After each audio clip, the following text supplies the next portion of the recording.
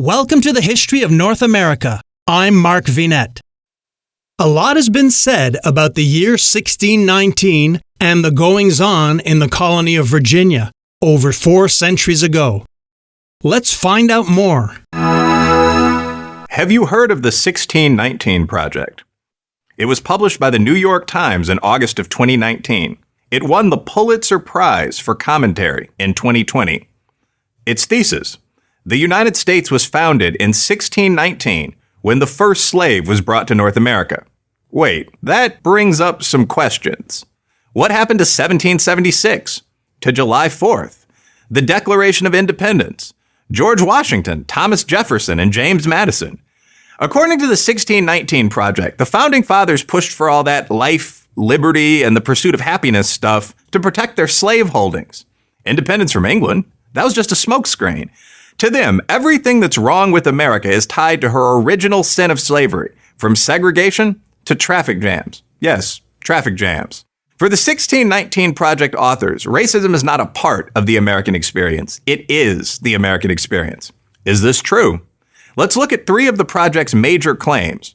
1. Preserving slavery was the real cause of the American Revolution. If you asked the founders why they no longer wanted to be a British colony, they would have given you a long list of reasons. Taxation without representation, conflicts over debts from the French and Indian War, and the Stamp Act would be just a few. Probably most important was the burning desire to be free, to chart their own destiny as a sovereign nation. Protecting slavery was not under threat from the British. In fact, Britain didn't free the slaves in its overseas colonies until 1833, 57 years later, after the Declaration of Independence. Yes, the subject of slavery was hotly debated at the Constitutional Convention, but that was after the war was won. 2. Slavery made America rich. Slavery made some Americans rich, true enough. Eli Yale, for example, made a fortune in the slave trade. He donated money and land for the university that is named after him. But the institution of slavery didn't make America rich. In fact, the slave system badly slowed the economic development of half the country. As economist Thomas Sowell points out, in 1860, just 1 year before the Civil War began, the South had only 1/6 as many factories as the North. Almost 90% of the country's skilled, well-paid laborers and professionals were based in the North. Banking, railroads, manufacturing, all were concentrated in the North. The South was an economic backwater, and the cost of abolishing slavery was enormous, not merely in terms of dollars — Lincoln borrowed billions to pay for it — but also in terms of human life. 360,000 Union soldiers died in order to free 4 million slaves. That works out to about 1 soldier in blue for every 10 slaves freed.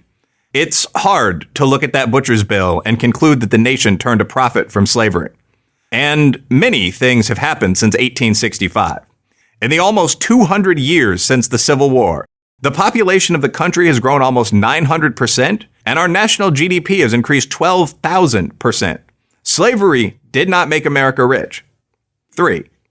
Racism is an unchangeable part of America. This argument is more philosophical than scholarly, but it undergirds the entire 1619 Project. It's also pernicious because it suggests that the United States is an inherently racist country that can't overcome its flaws. Yet that's exactly what it's done. Today, America is the most successful multiracial country in history, the only white majority country to elect a black president twice. Of course, progress has not always been smooth. There have been terrible setbacks. But to compare American attitudes about race today to America 100 years ago, let alone to 1619, is absurd. Here's a fact that should be better known. 2 million black Africans have come to America as legal immigrants from countries like Nigeria in the last 50 years and have become one of the most successful groups in the country. Why would these folks move to what is often called an evil, racist country? Because unlike many people lucky enough to be born here, they know that America is a land of opportunity for everyone. It's also only fair to note that while blacks have heroically fought for our rights, often against great odds, we haven't done it alone. A vast number of decent whites have also advanced the cause of racial equality. To cite one of countless examples, the U.S. Senate that passed the landmark Civil Rights Act in 1964 contained 98 whites and 2 men of color, and they were Asian. The great black leaders of the past, Harriet Tubman, Frederick Douglass, Booker T. Washington, Martin Luther King, never lost faith in America's promise that all people are created equal. None of them believed that racism was America's defining characteristic. They were right. Shortly after the 1619 Project was published, a group of distinguished historians, almost all on the left, wrote a public letter condemning the work. They called it a displacement of historical understanding by ideology. They were right too. What's happening in our schools? What's been happening on college campuses is now happening in elementary schools and high schools. I know. I'm a mom of 2 school-aged kids. I've seen it with my own eyes. More and more parents are seeing it too. We're getting a window into our children's classes. It's not a pretty picture. Kids, really young kids, are being taught stuff so radical, so devoid of what real education is, it should alarm us all. Chicago Public Schools adopted an American history curriculum based on the 1619 Project published and promoted by the New York Times. The 1619 Project asserts that America's founding was not marked by the Declaration of Independence in 1776, but the arrival of the first African slaves in Jamestown in 1619. Historians from across the political spectrum have denounced this as a giant lie. The New York Times has walked back many of the project's original claims. Still, this malicious slander of America is now being taught in schools as truth. And what is that truth?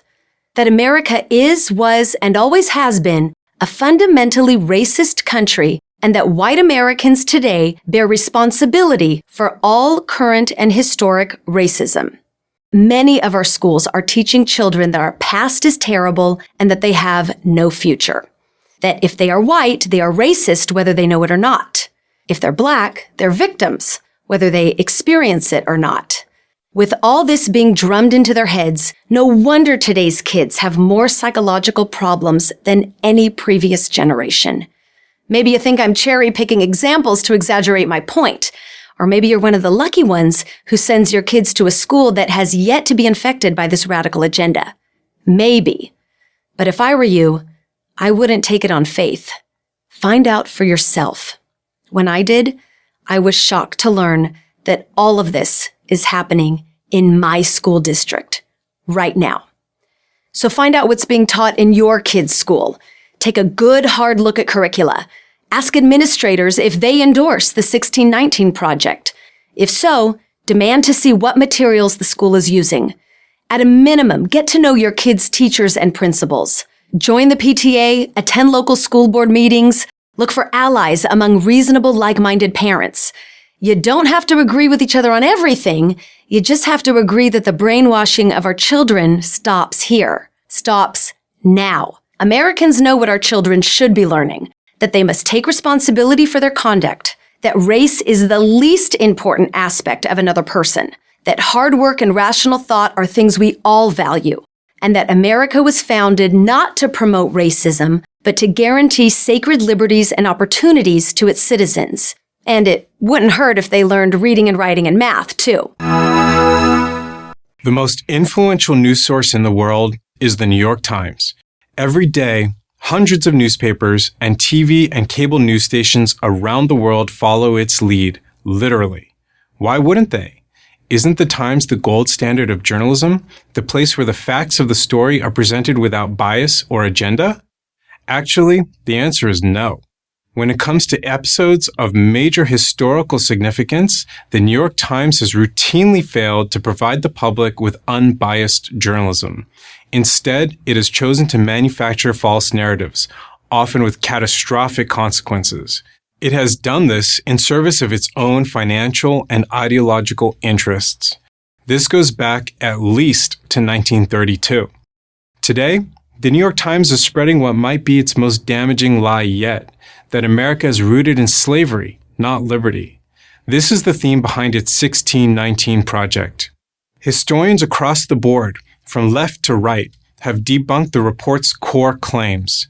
But far from rectifying the situation, the Times has doubled down, lobbying school districts around the country to replace their history curricula with the 1619 Project's brazen slanders. The most influential newspaper in the world doesn't deserve your trust. That it pretends to be objective just adds to its dishonesty. The New York Times pursues its own agenda, not the truth.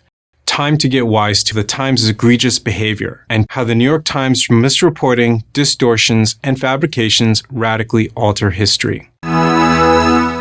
Also in 1619, the Western Hemisphere's first elected legislative assembly convened on July 30th, when the House of Burgesses came together at the Jamestown Church. Americans today speak English and are ruled by a representative government based on the English system. Jamestown, Virginia, in a sense, represents the birth of the United States' first elected representative government. I'm Mark Vinette, and I hope you're enjoying the ride.